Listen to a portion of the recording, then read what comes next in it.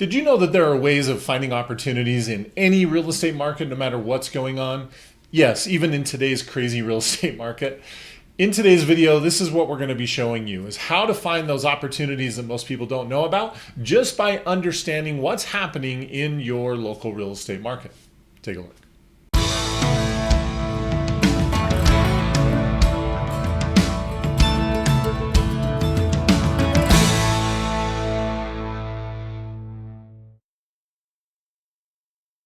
Hey everyone, Kevin Smullin with 2Q Lead Generation Strategies. If you are new to our channel, welcome. We're so glad you're here. What we're all about is helping real estate agents just like you generate more leads, set more appointments, and close more deals. So if that's what you're after, leads, appointments, and deals, this is the place to be. Please consider subscribing. We'd love to have you here as part of our community.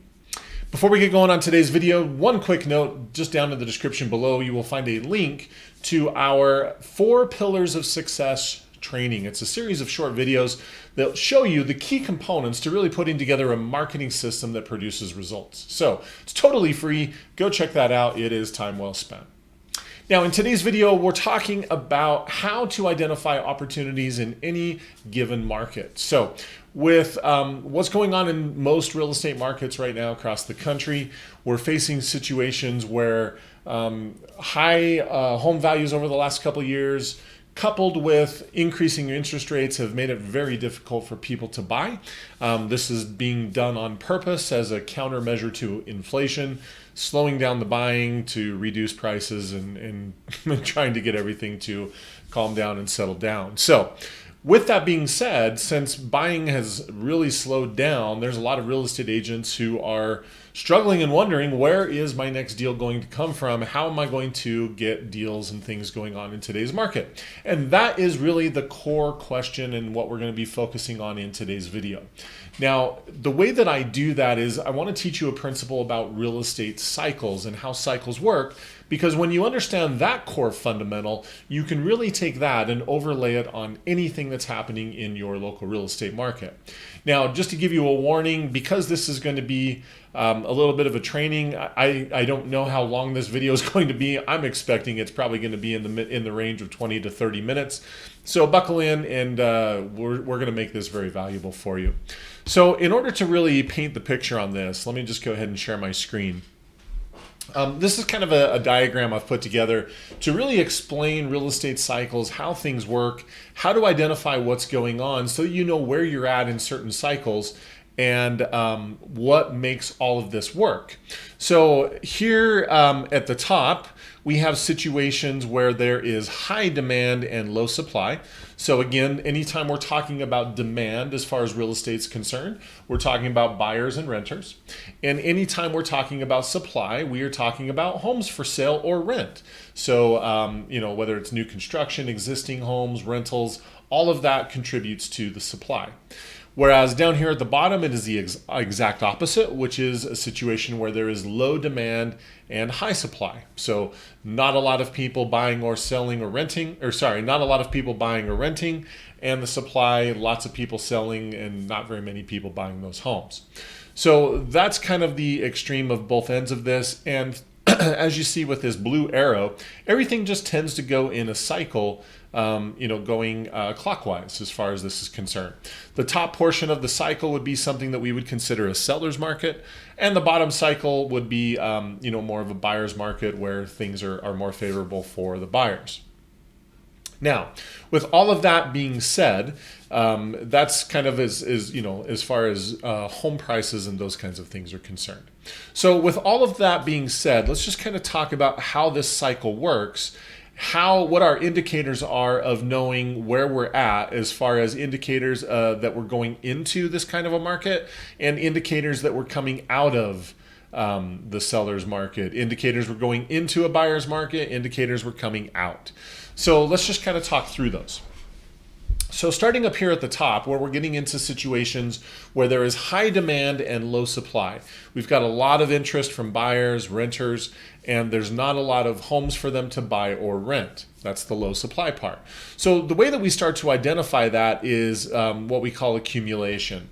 So accumulation would be, as we're coming out of the situation where Things have kind of been stagnant. There hasn't been a lot of buying going on, lots of sellers, not a lot of buyers. The reason why we call that a buyer's market is because they really have the opportunity of kind of picking and choosing, what makes the most sense for them. Whereas in a seller's market, the buyers are really competing because there's typically multiple offers on properties, and that's kind of the situation that we face. So one of the indicators that we're coming into a seller's market is what we call accumulation. So this is where a lot of investors, they've seen the trend in the market starting to change.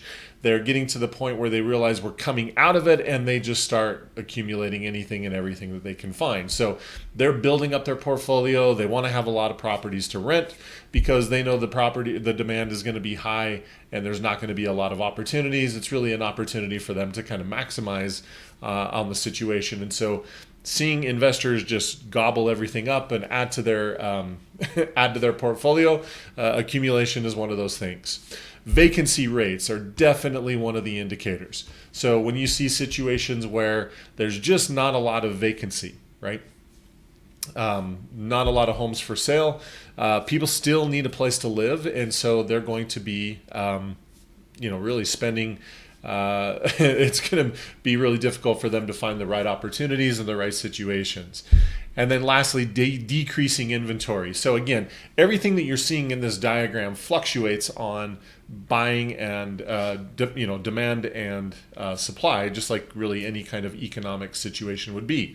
So what's happened is previously we had demand being lower and supply was really high, which is causing this buyer's market. But as that starts to transition and shift, we start to see a spot where inventory is selling faster than what it's coming onto the market, and so demand is higher than the actual inventory. And so we basically just get into this situation where it keeps flip-flopping, and that's what's causing this cycle. Now, one of the questions people ask me all the time as I talk about this is, how long is it between each cycle? And the answer is, I'll show you some historical graphs, but it's different every time. Some of these cycles could happen within a couple of months, as we've kind of seen leading into where we're at currently. Sometimes it takes years and years and years. So it's not a set time period. It's really just knowing what these indicators are and just watching the signs so that you know where we're at, right?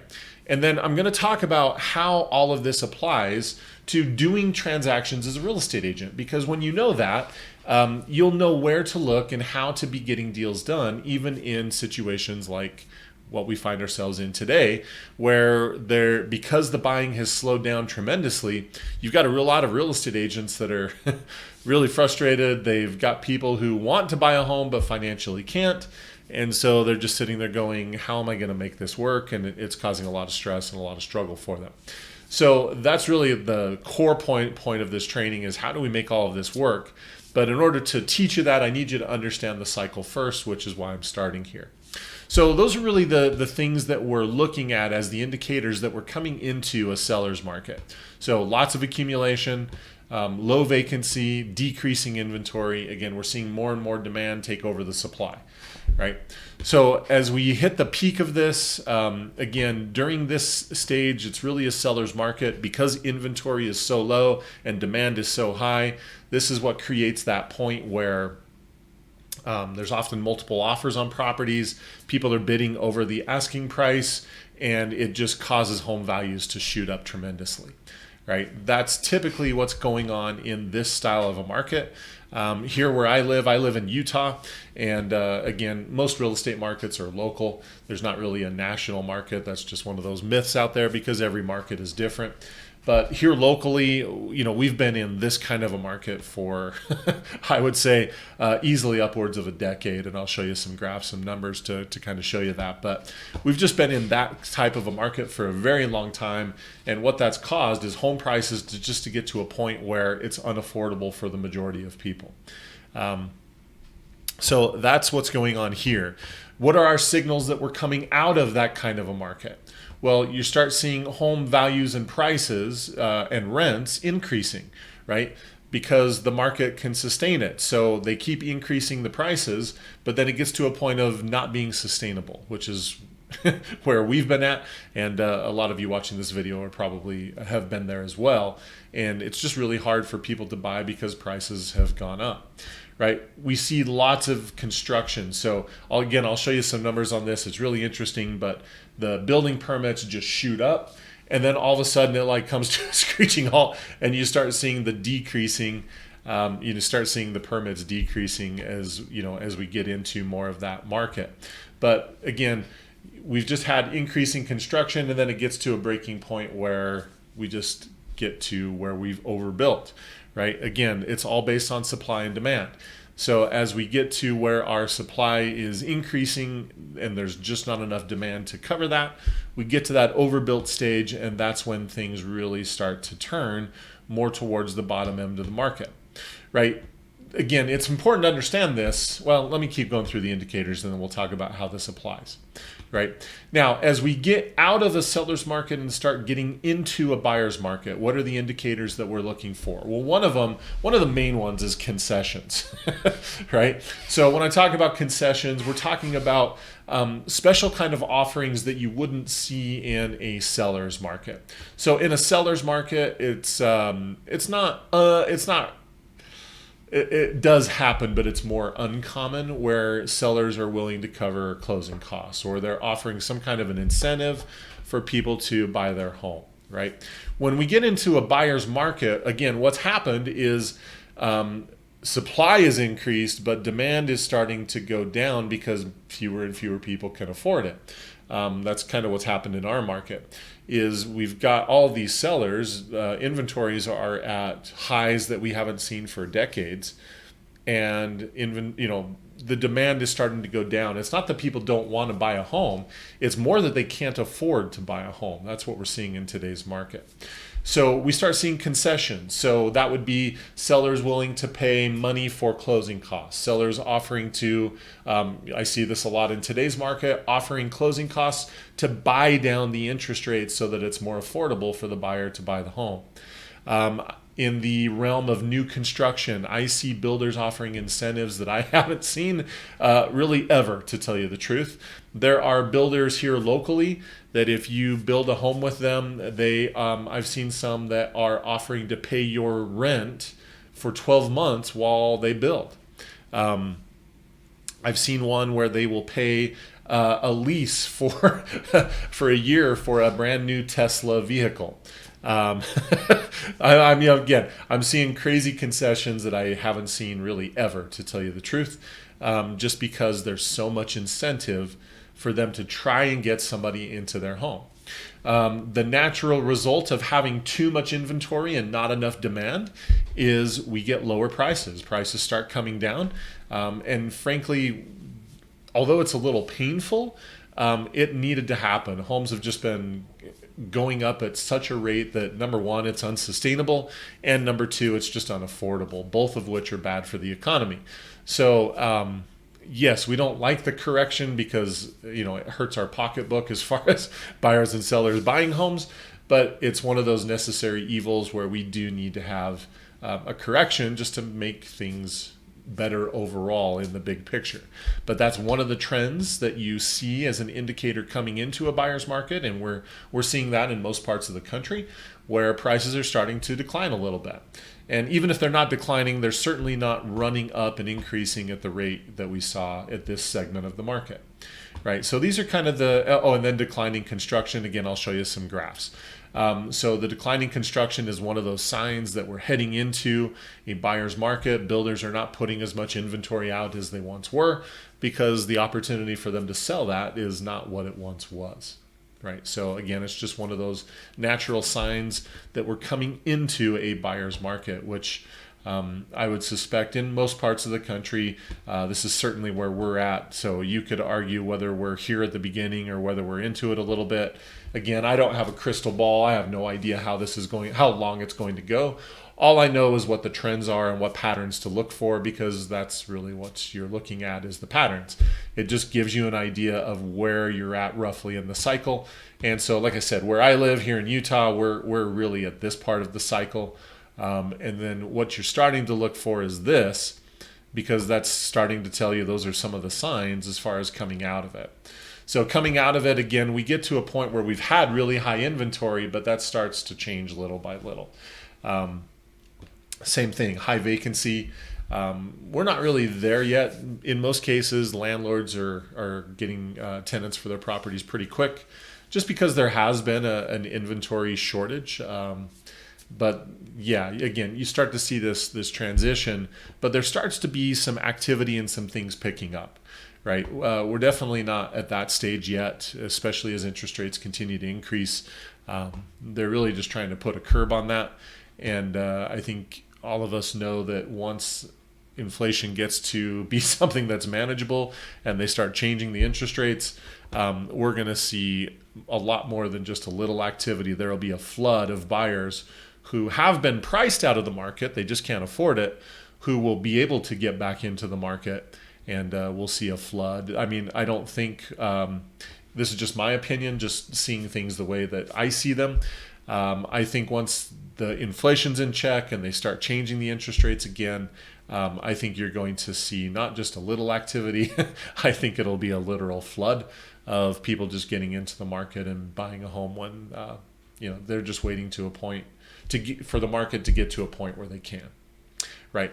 So with all of that being said, basically what happens is in a seller's market, financing, and when I talk about financing, I'm talking about traditional financing, FHA, VA, conventional, again, all of your qualified programs.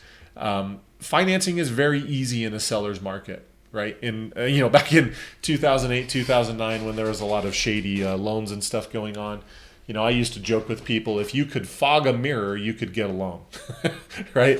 And so financing becomes very, very simple. There's lots of programs. And so traditional financing is very easy in this stage of the market because the lenders perceive there to be very little risk on their point, right? As the market transitions to this side, even though it's a greater opportunity for buyers, the problem that buyers have is that financing is very, very difficult. This is very important for what I'm going to teach you today. Financing is difficult, and we're seeing that now, right? So many people are not able to buy a home because the interest rates have really priced them out of being able to do it. So there's people who are right on the edge who, this is where you're seeing the buy downs and things like that happening to try and make it possible for those people who are right on the edge of being able to qualify or not. But most of them can't. And so, yes, those programs work to an extent. But again, there's only a small percentage of the market who are right on the edge where those things do work. So again, the principle that you want to understand is as we get into this stage of the market, financing for your clients is going to be very difficult. And it's important to understand that because if you're counting on rates changing, if you're counting on financing getting easier, if you're counting on those things, in my opinion, I would tell you, you are absolutely missing the point of what's happening in today's market.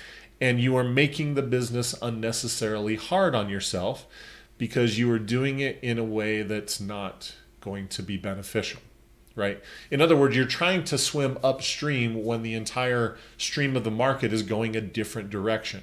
If you know that financing is going to be hard, here's an idea. Let's work on strategies and concepts that are going to make it make it simpler for your clients to do business, right?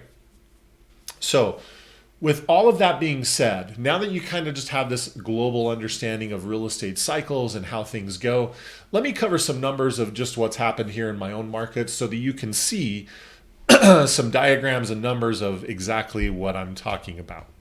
So with that being said, I've got a friend who's mayor of a city, and a lot of the local real estate communities have been doing presentations to help the city leaders know what to expect and what to plan for. So remember how we talked about a lot of the signals have to do with construction. So increase in construction, getting to a point where we're overbuilt. And then as that starts happening, we get to a point where construction declines. Well, look at this graph. So again, here in Utah, this is building permits. You can see it year by year. And these Fs mean forecasted. This is what they're forecasting. But we get to this point, the peak of the market here, where building permits are massively high for our market. And then you see this just cliff, right? Where it's cut by almost 13,000 or 13,000 permits, which based on that, that's about a third. That's a pretty considerable drop, and they're forecasting it to drop for the next actual couple years while the cycle shifts and things tend to get caught up or catch up, right? So that's kind of what you can. That's kind of what they're forecasting here. And so you're seeing here that we've been in, like, since 2010, just this mode of growth. And then all of a sudden it just stops. We need to have a correction because the growth has just been unsustainable. And again, you're seeing that here in the forecast. This is showing housing units, what the demand is. Again, they're saying that we're still having a shortage, which I agree. I think there's demand and there's people wanting to come, but I think the problem is not so much affordability, but financing ability, like people's ability to actually finance the homes. That's what's causing a lot of this change in the demand.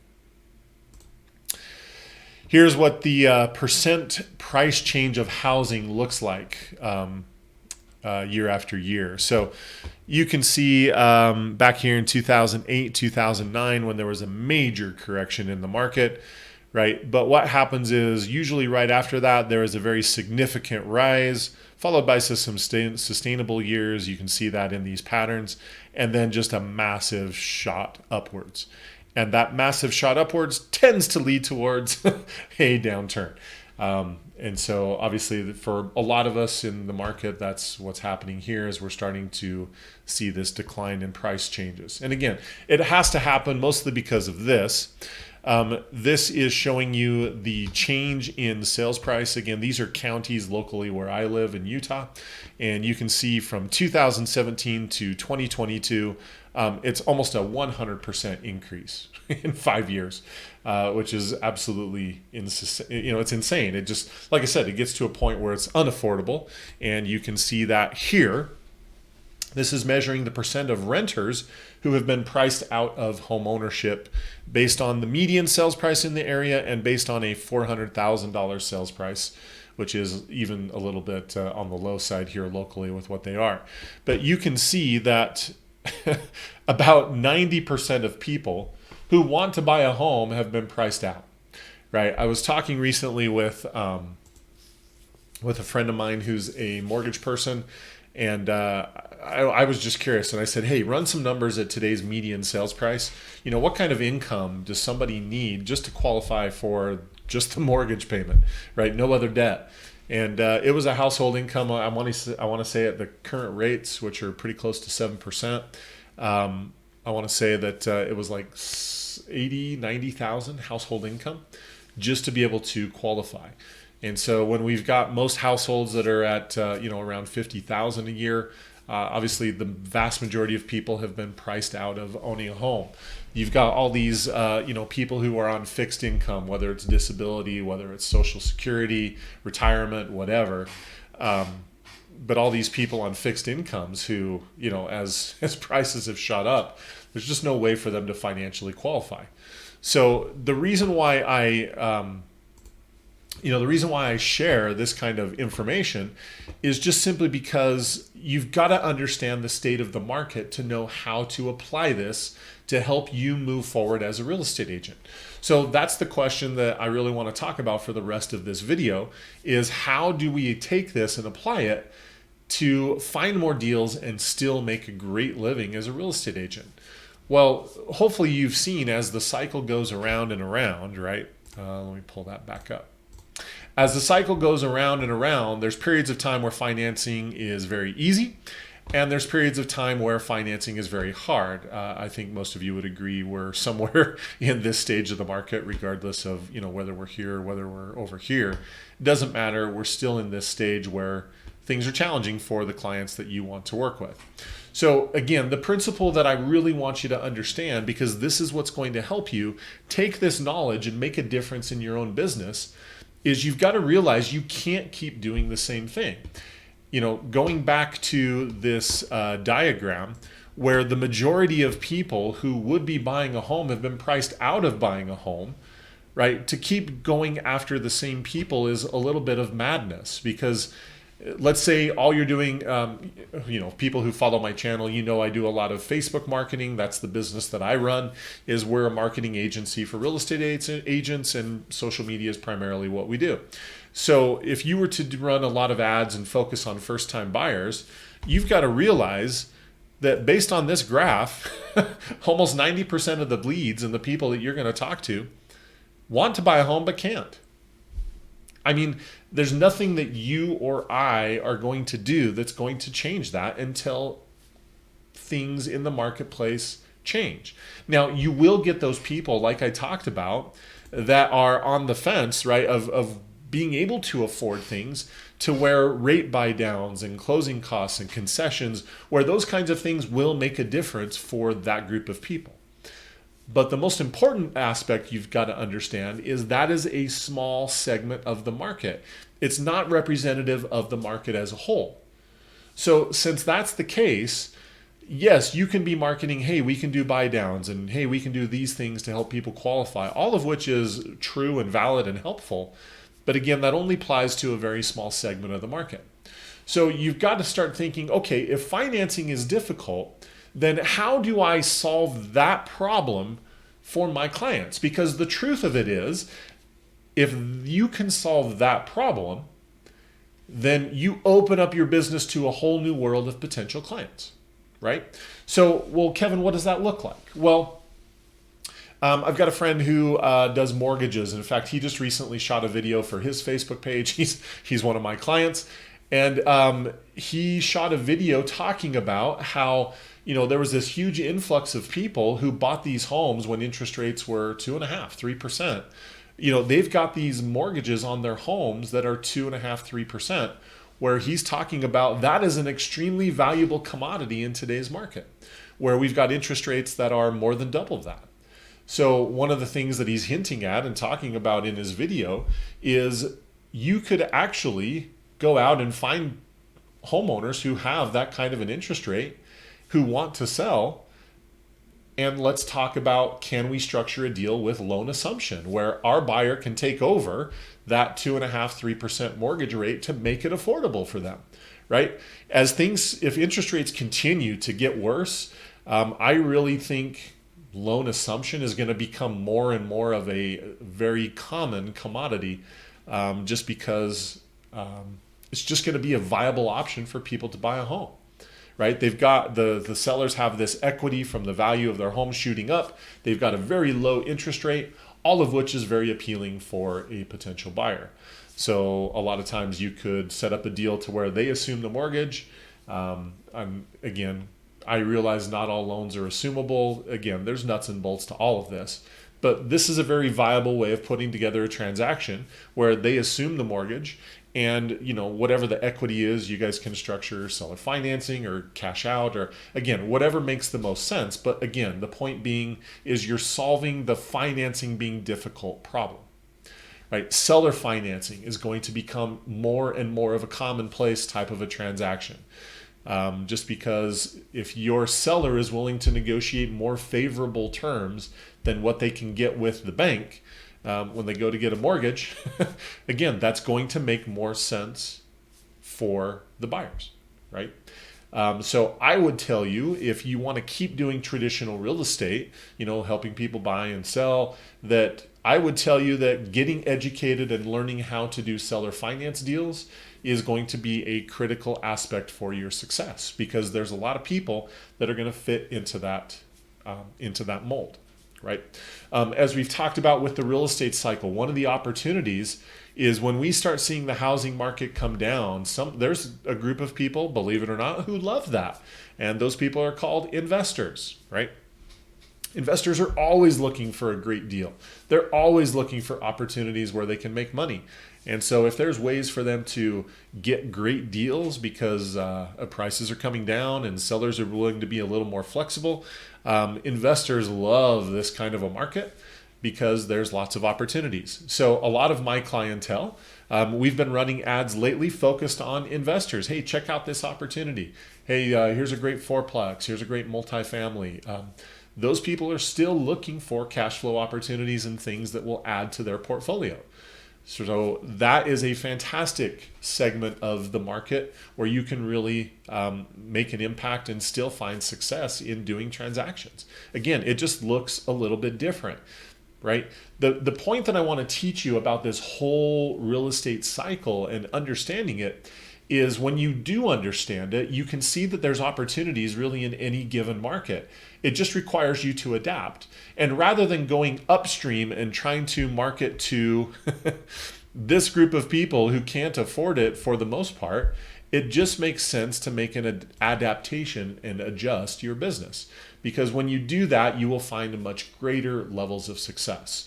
So where are my clients seeing great success? Investors, as I've mentioned, seller financing, loan assumption, even commercial real estate, because commercial real estate doesn't follow the same cycles that residential real estate does. So there's opportunities there. Again, it just means doing business differently. And so that is the main message that I really want to share with you in today's video, is that when you understand this cycle of how things work and, where we're at in the cycle, rather than trying to do the most difficult type of transactions because people can't afford it, it's adjusting so that you can find the deals where there's a lot of them and they're easier, right? One of the things about working with investors is a lot of times they have financial resources as far as down payment and cash to work with. And so where financing is hard in today's market, they've got solutions for that because they have resources, right? Again, it's just understanding that in today's market, traditional financing is the problem. And so, it used to be with first-time buyers, you could advertise, hey, we've got nothing down programs. And that was great because you were solving the down payment problem. But down payment problem for a lot of first-time buyers, yes, it's a problem, but the bigger problem they have in today's market is affordability. I can't afford that mortgage payment. I can't qualify for it. So you've got to find solutions to that problem, right? And if you can, then the first-time buyers become viable again, right? If you can't, then it's a matter of, well, who is doing business in this type of a market?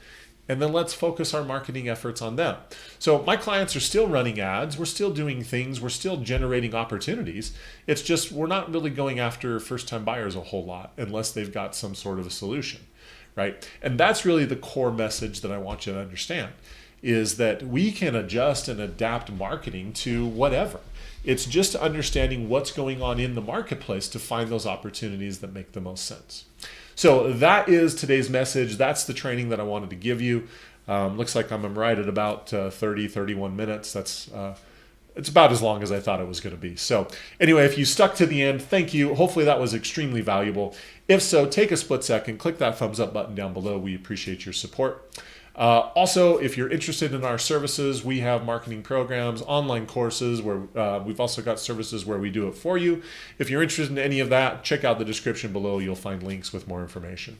Other than that, that is it. Make it a great week in your real estate business. Keep crushing it. There are plenty of opportunities out there. Again, it just looks different. So hopefully that was helpful. And like I said, we will catch you on the next video. Thanks.